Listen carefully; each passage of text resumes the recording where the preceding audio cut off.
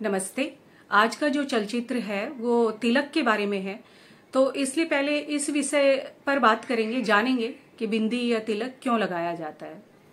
बिंदी या तिलक का सिर्फ धार्मिक लाभ ही नहीं है, इसके स्वास्थ्य की दृष्टि से भी बहुत सारे लाभ है। बिंदी और तिलक जहां पर हम करते हैं वहां पर हमारा आज्ञा चक्र होता है, हमारी भौं के बीच में, आंखों की जो हमारी भौएं होती है उनके बीचों बीच जहां पर मैंने भी बिंदी लगाई हुई है वहां पर हमारा आज्ञा चक्र होता है। और जब हम बिंदी लगाते हैं तो आज्ञा चक्र पर दबाव पड़ता है, यानी एक्यूपेंचर की प्रक्रिया होती है, और उस प्रक्रिया से हमारे मस्तिष्क को मानसिक शांति मिलती है, नींद अच्छी आती है। सर में दर्द हो रहा होता है तो सर में दर्द में आराम मिलता है, और ध्यान एकाग्रचित करने में हमें लाभ होता है।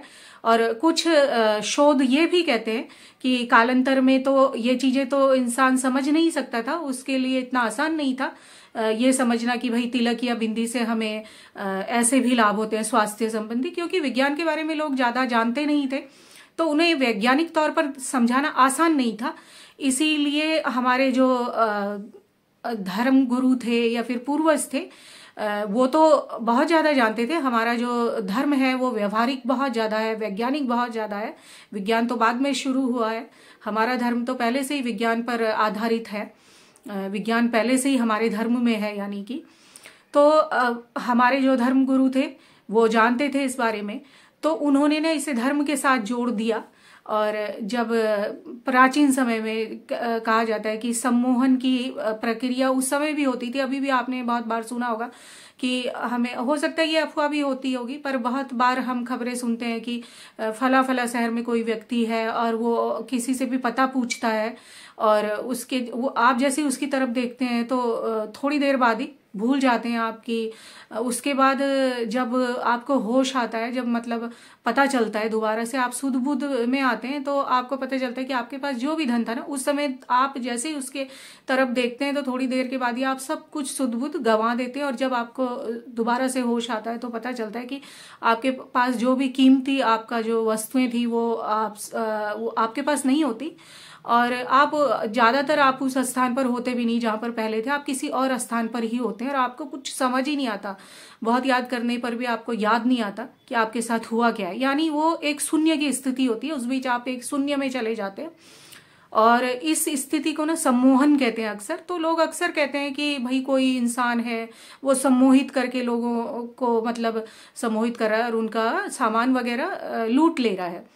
आज भी कहते हैं और पहले भी कहा जाता था, और कोई सम्मोहन ना करे इसलिए ही बिंदी लगाने का या फिर तिलक करने का हमें हमारे धर्म में कहा गया।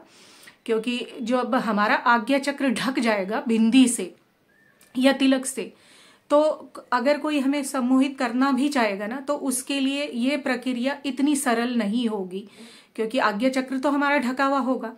तो इसलिए भी कहा जाता था कि बिंदी लगाओ या फिर तिलक करो, ताकि हमारा आज्ञा चक्र ढका हुआ रहे और कोई भी हमारा अनुचित लाभ इस तरह की क्रिया करके ना उठा सके।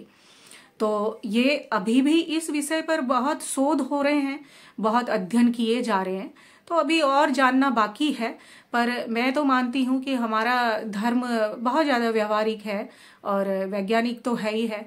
तो अगर हमारे धर्म में ये कहा गया है, कहीं ना कहीं इसका उल्लेख है कि बिंदी लगाने के पीछे ये हमारे धर्म गुरुओं के मुख्य कारण थे, तो मैं तो इसे बिल्कुल सही मानती हूँ। बाकी आप भी पढ़ें इस बारे में, बताएं मुझे वीडियो पर कमेंट करके कि आप क्या जानते हैं।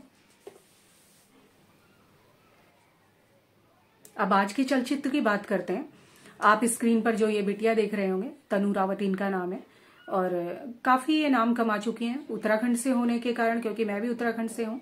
व्यक्तिगत तौर पर मुझे बहुत प्रसन्नता है कि इन्होंने अच्छा इन्होंने नाम कमा लिया। खूब मेहनत भी की है इन्होंने ये नाम कमाने के लिए। मैं ये नहीं कहूंगी कि ये ऐसे ही पहुंच गई है यहाँ तक, पर मुझे चिंता इस बात की है कि इनका जो तिलक है ना वो इनकी पहचान बन चुका है, और वो हमारे धार्मिक पहचान भी है, सनातन की धार्मिक पहचान भी है। और माफ कीजिएगा पर इनके जो कुछ नृत्य है ना, बहुत सारे मूव्स इनके, आप माने या ना माने, वल्गर तो होते हैं। मैं अंग्रेजी में ही ये बात कह रही हूँ जानबूझ करके, क्योंकि मैं हिंदी में कहूंगी तो वो बहुत ही बुरा लगेगा सुनने में, तो मैं अंग्रेजी में ही कहूंगी कि इनके जो कुछ मूव्स हैं वो बहुत वल्गर होते हैं। और उसमें ये ऊपर से तिलक लगा करके जो करती है ना, तो उसका मुझे लगता है कि हमारे जो धर्म का लोगों के दिमाग पर जो प्रभाव पड़ेगा ना, वो बहुत नकारात्मक पड़ेगा। तो मैं इनसे यही कहना चाहूंगी कि ये अब या तो अपना नृत्य ये ऐसा ना करें, या फिर तिलक ना करें उस समय तो कम से कम, क्योंकि उससे गलत प्रभाव हमारी आने वाली पीढ़ियों पर पड़ेगा। और मुझे लगता है कि जब भी लोग ऐसे जो जिन लोगों ने कोई मकाम हासिल कर लिया है, अच्छा स्थान उन्होंने समाज में पा लिया है, तो उन्हें कोई भी बिना जाने समझे ही अनुकरण करने लगता है। तो इन्हें देख देख करके बहुत संभव है कि हमारी जो आने वाली पीढ़ियां होंगी ना, वो हाथ में शराब की बोतल लेकर के चलचित्र बनाएंगी। हाथ में शराब की बोतल होगी, बड़ा सा तिलक होगा और गाना होगा कि दम मारो दम मिट जाए गम, या विस्की हो या अंगूरी। तो वो नौबत ना आए, इसके लिए मैं इनसे हाथ जोड़ के यही कहना चाहूंगी कि भाई अब आप या तो तिलक ना लगाएं या फिर अपना नृत्य ऐसा ना करें। और मुझे हक नहीं है ये बात कहने का, पर सनातन धर्म बहुत महान है और मैं चाहती हूँ कि वो महान ही रहे, उसकी छवि किसी के भी दिलो दिमाग पर कुछ ऐसी नकारात्मक ना हो। बस यही मेरी इच्छा है।